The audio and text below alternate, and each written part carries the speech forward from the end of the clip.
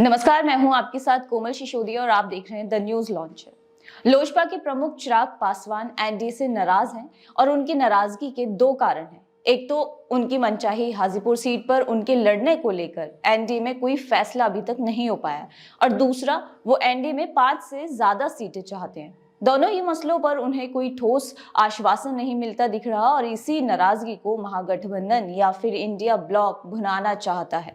महागठबंधन की ओर से बड़ा दांव चलते हुए चिराग पासवान को एनडीए छोड़ने और इंडिया में शामिल होने का न्योता दिया गया है। अगर चिराग पासवान इस पर सहमत होते हैं तो ये एनडीए के लिए एक बहुत बड़ा झटका साबित होगा और महागठबंधन के लिए मनोवैज्ञानिक रूप से बहुत बड़ी बढ़त भी होगी। सूत्रों के अनुसार वहीं महागठबंधन ने चिराग पासवान को बिहार में 8 और उत्तर प्रदेश में 2 सीटों पर चुनाव लड़ने का प्रस्ताव दिया है। हालांकि चिराग पासवान ने इस पर अभी तक कोई फाइनल फैसला नहीं लिया, लेकिन अब सवाल ये है कि क्या चिराग पासवान आरएलडी प्रमुख जयंत चौधरी के रास्ते पर चलते हैं या फिर महागठबंधन की ओर रुख करते हैं। रालोद प्रमुख जयंत चौधरी को उत्तर प्रदेश में समाजवादी पार्टी ने 7 सीटों पर चुनाव लड़ने का ऑफर दिया था, लेकिन आरएलडी के लिए अखिलेश यादव का ये ऑफर मनमाफिक भी था और उनके दिमाग में कुछ और ही चल रहा था।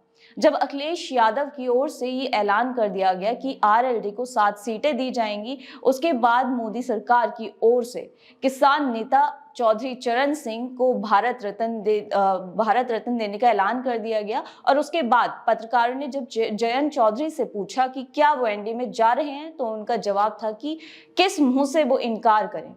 जयंत चौधरी ने एनडीए के साथ जाने का फैसला किया और राजनीतिक विश्लेषकों का कहना है कि जयंत चौधरी ने ये नहीं सोचा कि उन्हें कितनी सीटों पर चुनाव लड़ना है, उन्होंने इस पर विचार किया कि कितनी सीटें वो जीत सकते हैं।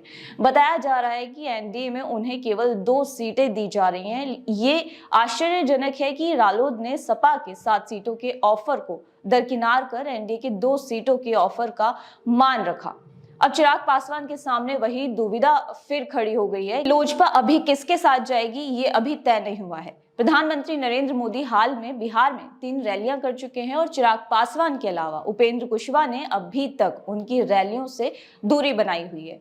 सूत्रों का कहना है कि पार्टी के अधिकतर नेताओं का रुझान अभी भी एनडीए की तरफ ही है, लेकिन सब कुछ निर्भर करेगा कि एनडीए कितनी सीटों का ऑफर लोजपा को देती है।